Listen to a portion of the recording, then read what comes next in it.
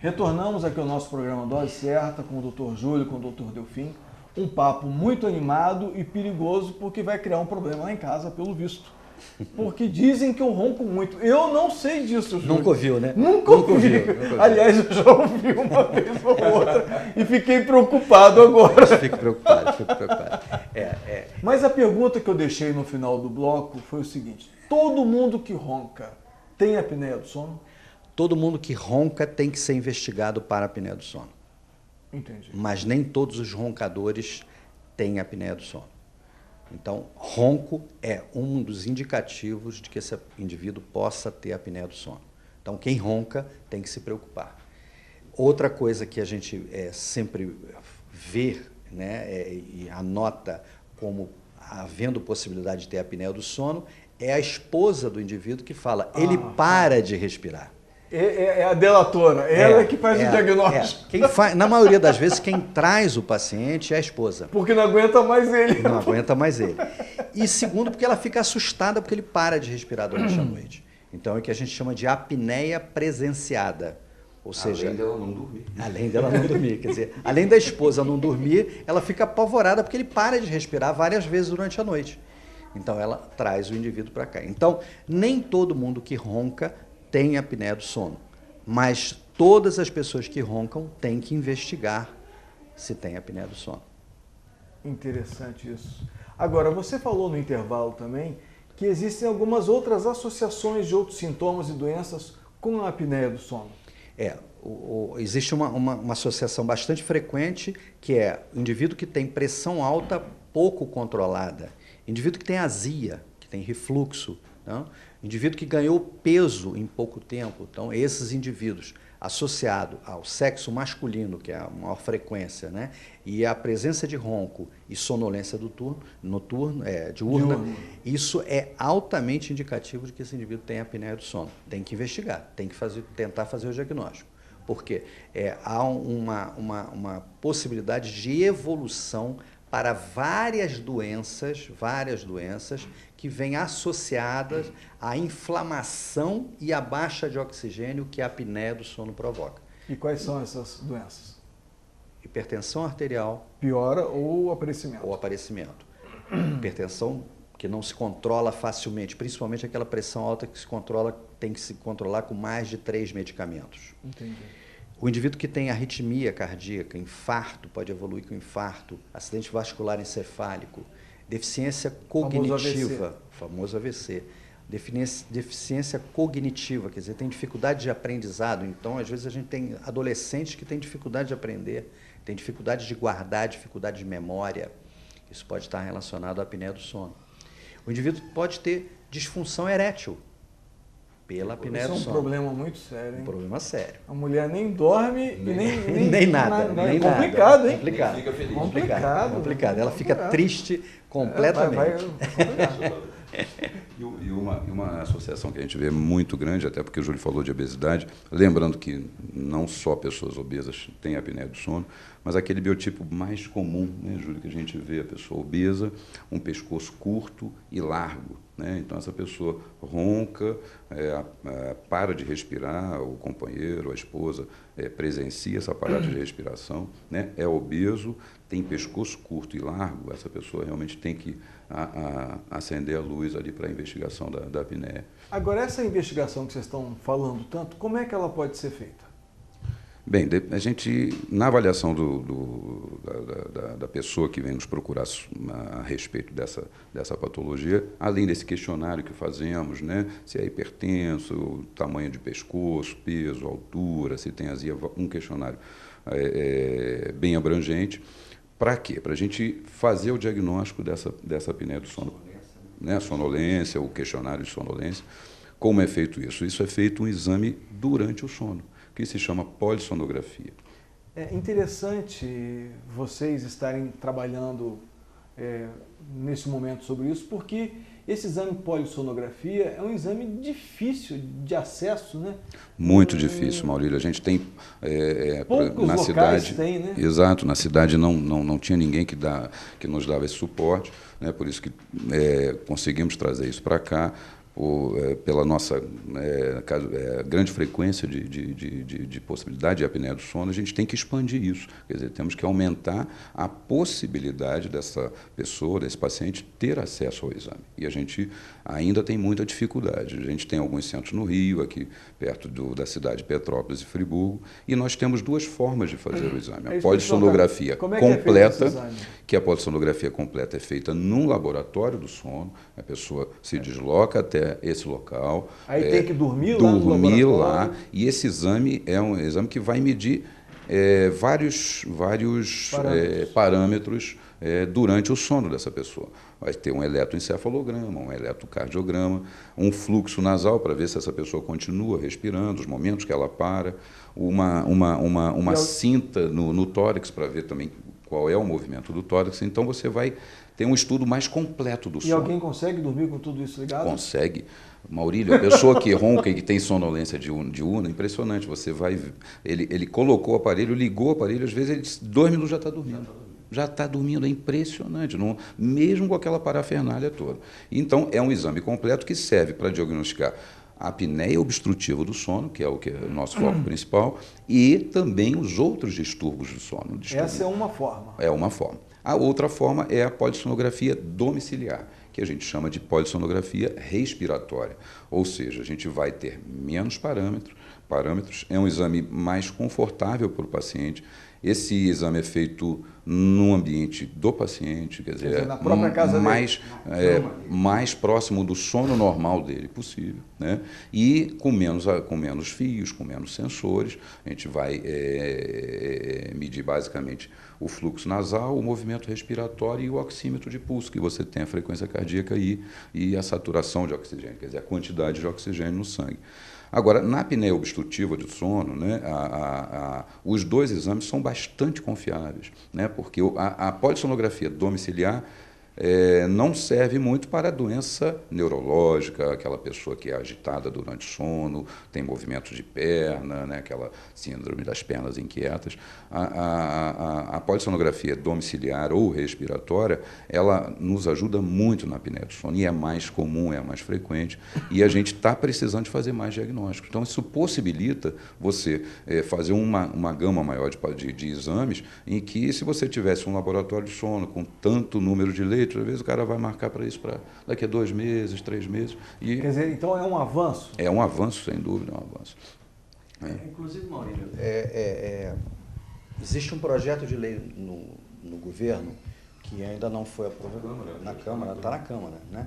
É um projeto de lei para que todo motorista, que seja motorista profissional de carreta, ônibus, né, ele tenha que fazer esse exame, em decorrência do número de acidentes automobilísticos, que é uma verdadeira epidemia, né? Exatamente. A gente tem um número muito grande de acidentes por indivíduos, por motoristas que dormem durante a viagem.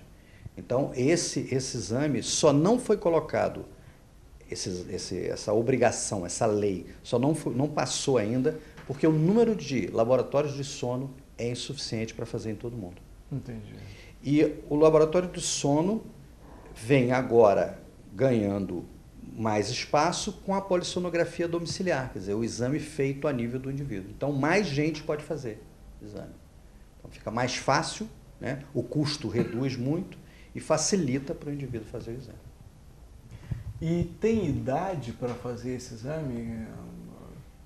Esse aparelho que vocês trabalham, ele tem algum limitador de idade, limitador de peso?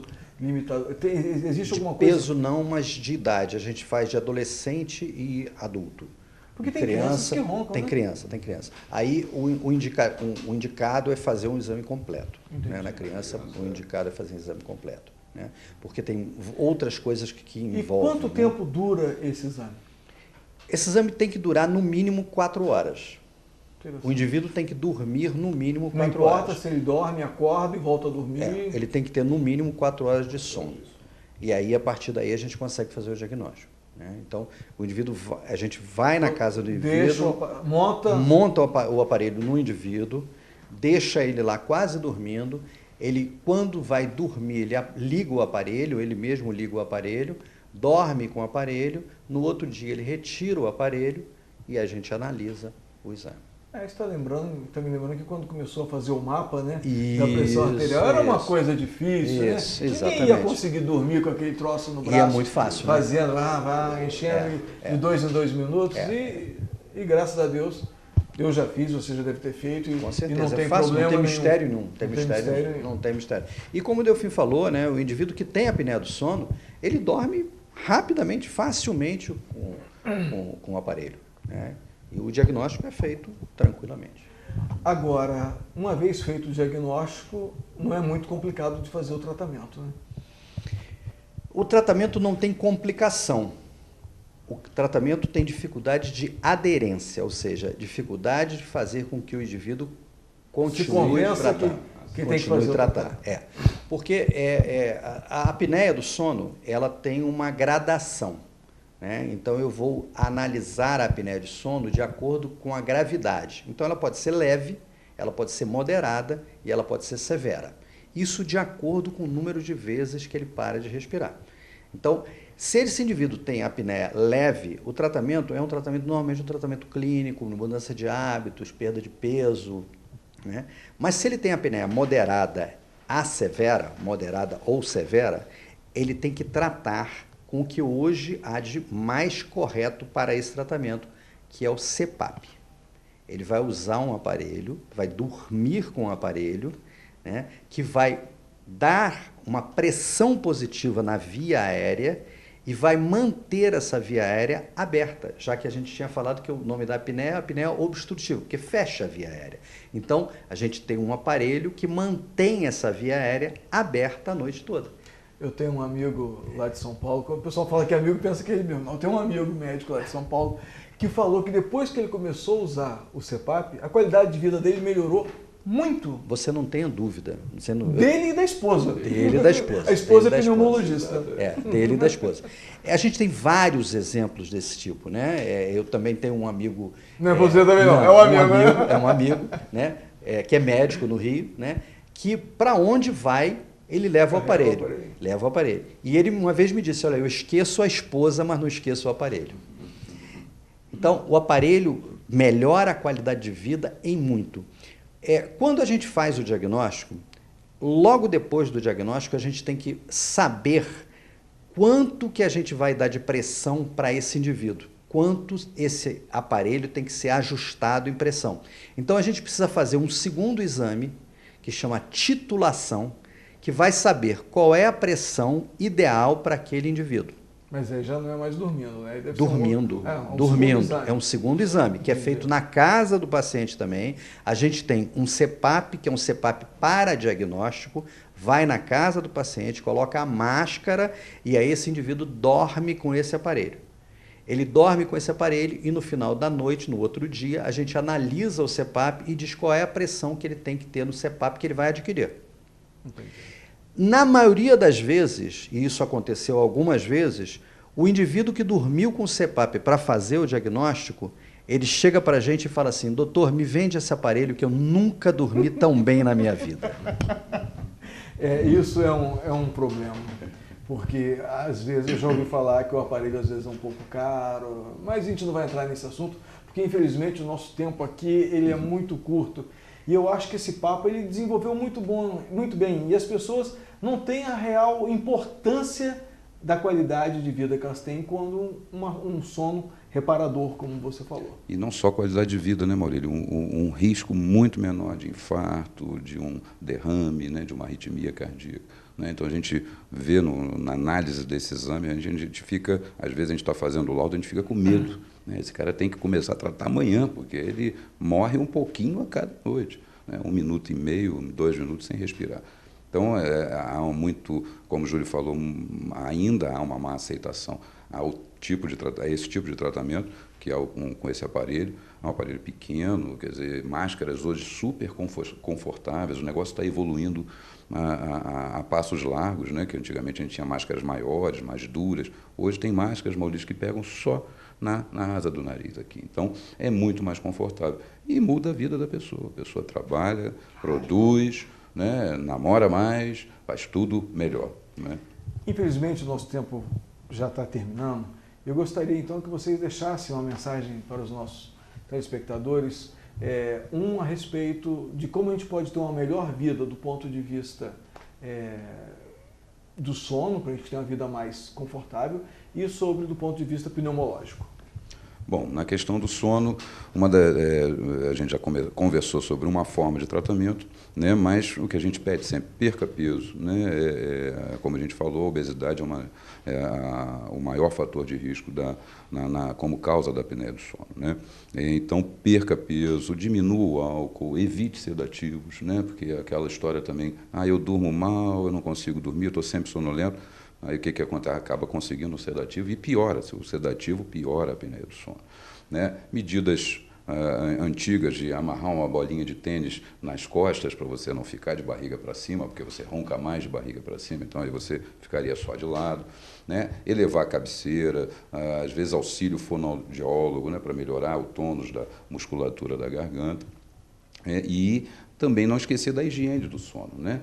Evitar a cafeína, como álcool eu já coloquei, né? E aquela coisa do dia a dia, computador, televisão, é muito importante a gente dar a devida importância ao sono, né? Então, fazer uma higiene, apagar a luz, ficar em repouso, né? Então, a gente precisa ter um sono melhor. Se o nosso sono for melhor, a nossa vida será melhor. E do ponto de vista pneumológico, Júlio? Maurílio, é sempre importante que a gente tenha uma vida ao ar livre. É sempre importante que a gente faça atividades físicas, né? Então, atividade física, vida ao ar livre, evitar ambientes poluídos, né? Ingerir bastante líquido. Nessa época que está muito seco, ponha uma vasilha de água no quarto, que auxilia bastante, né? Ingira bastante líquido. Isso melhora bastante a tua qualidade de vida em relação ao quadro respiratório, né? Principalmente dos doentes que têm alguma doença respiratória crônica, né? Esses indivíduos sofrem muito nessa época de seca, né? Então é importante a hidratação, é importante manter uma vasilha, uma umidificação dentro do quarto, principalmente. Se tiver ar-condicionado, e hoje a gente está usando muito ar-condicionado, tem que ter alguma coisa para melhorar, umidificar um pouco mais aquele ambiente. Já visto que o ar-condicionado ele resseca muito, né? Então é importante isso, né? E limpar o filtro, exatamente. Então, um ar-condicionado sempre com manutenção adequada, né?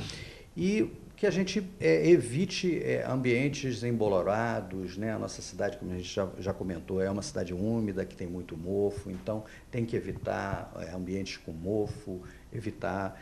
A gente agora já está tendo uma cidade com uma poluição um pouco maior, né? Então a gente, apesar de morar numa cidade do interior, uma cidade serrana, já tem muito carro passando por aí, né? E hoje a gente sabe que tem que evitar um pouco esses ambientes com muita concentração de monóxido de carbono produzido por esses veículos, né?